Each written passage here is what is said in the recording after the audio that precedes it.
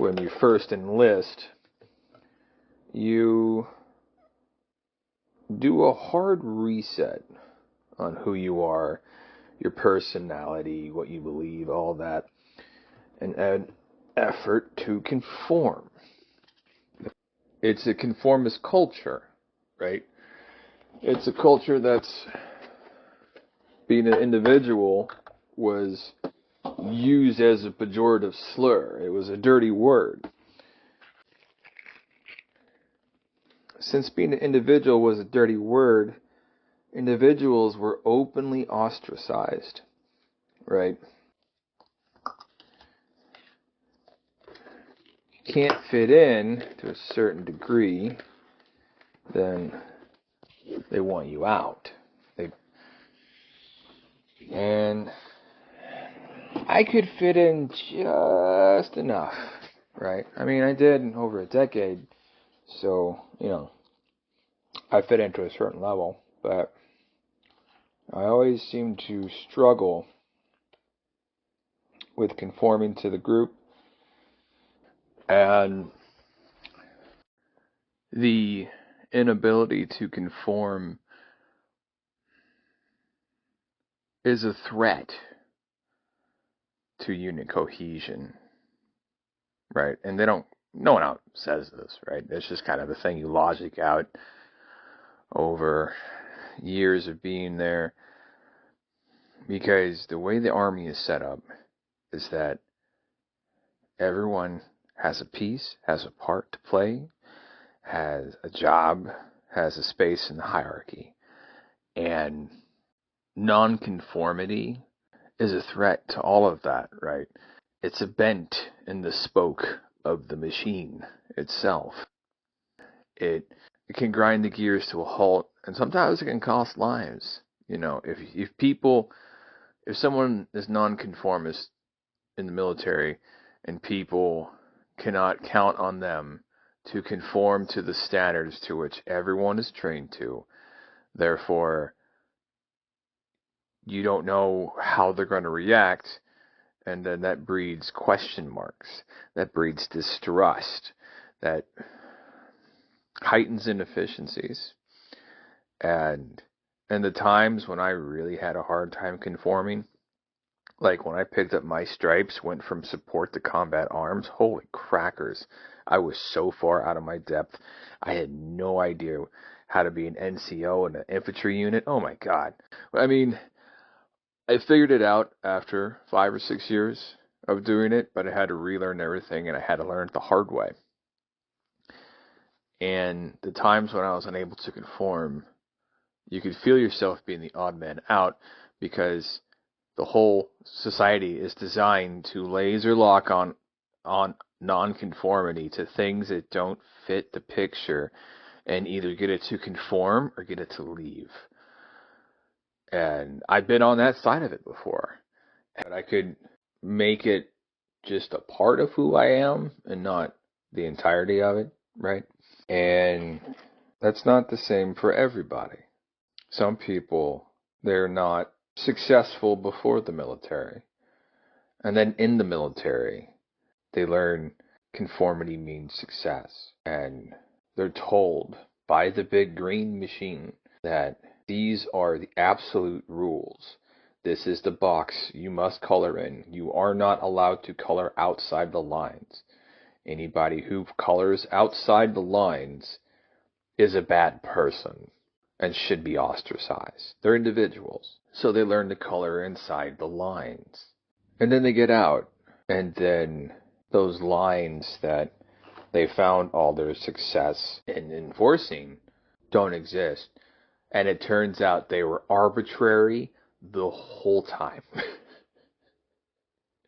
Because they change year by year, month by month, administration by administration.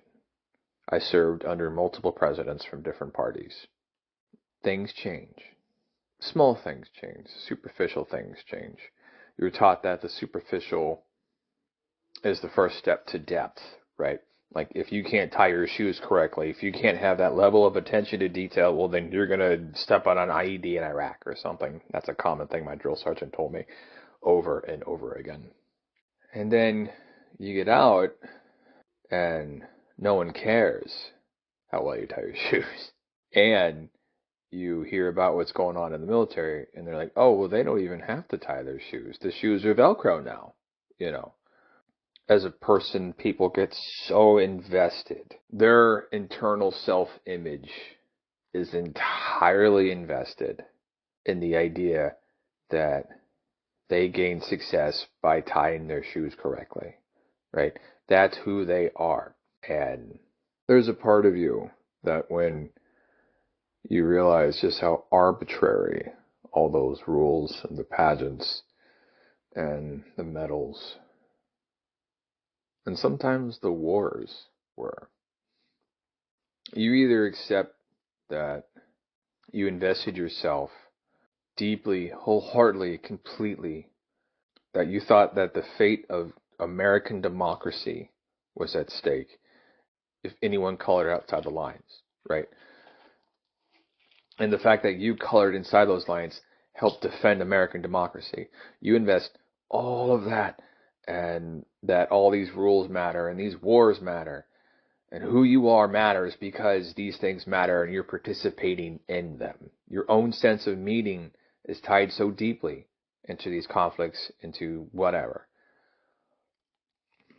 And you realize a lot of it was kind of bullshit.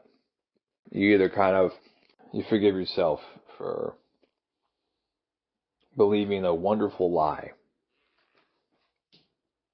or it seems to go the other way, where people, they don't want to think they were tricked. They don't want to think that they were brainwashed, which we all were. That's part of the game. That's what they do. They brainwash you, man. They brainwash you into giving the benefit of the doubt to the government of the United States, of which you are the violent expeditionary implementation of American foreign policy. They brainwash you into assuming by default the actions done and the name of the interest of the United States are noble and of a just purpose. And that's not true. Not always. Sometimes, yes. On our best days, yes. Some people can move forward. They can accept it. It sucks. Leaves you a little bit cynical. Some people can't accept that it was a lie. And to be clear, when I say it was a lie, what I mean is the fantasy. The idea that everything is of a just and noble purpose. Because when everything is of a just and noble purpose, if someone disagrees with that in the slightest, if they say anything wasn't, well then they're attacking your entire worldview. How could they not?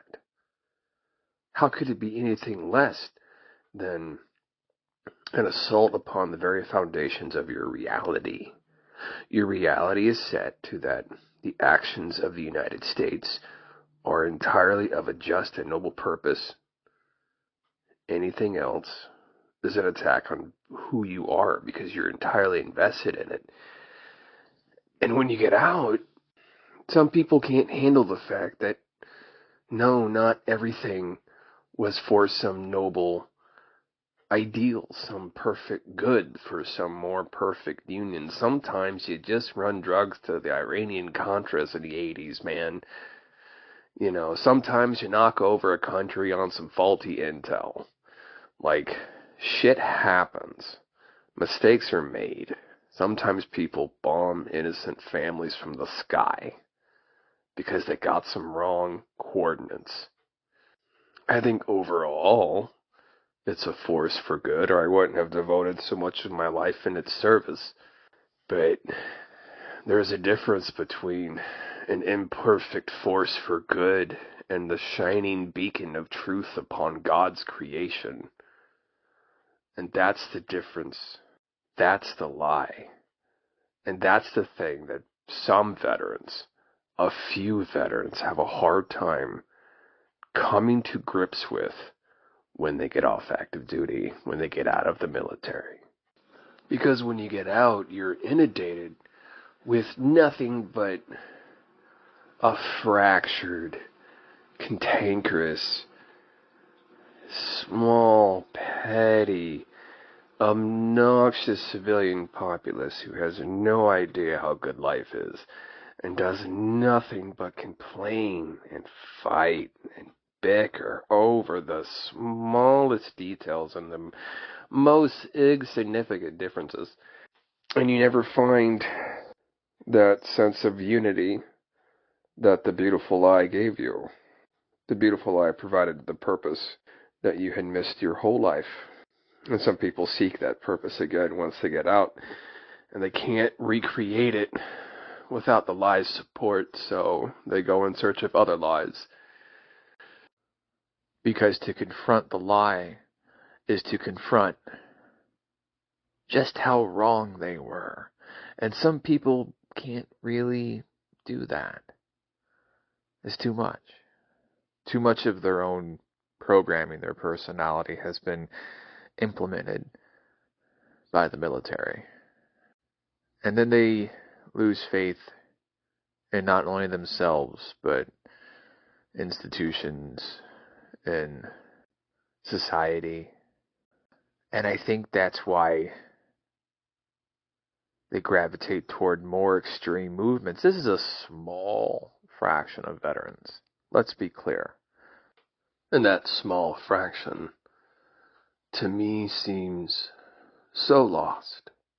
Because I remember myself when I was lost, when I felt alone after active duty, and I heard voices that spoke to my alienation. They spoke to my anger. They spoke to all the reasons I couldn't fit in, all the ways the world didn't make sense, all the ways I'd felt wronged. And they told me I belonged, right? I never went to a meeting. These were YouTube videos, but still. I remember being lost, and I didn't know why. Because when you're part of a conformist organization, when you've been brainwashed into only seeing the world one way, only believing the beautiful lie, and when you're sent to another place and the world isn't what they told you, and the lie isn't true, then you don't know which way is up. Water isn't wet. The sky is no longer blue. And I think this explains why people get drawn to extremist political organizations in our country, why some veterans, a few veterans, get sucked into it, why they put on the horns and storm the Capitol. Because water's not wet, and they're trying to figure out what color the sky is.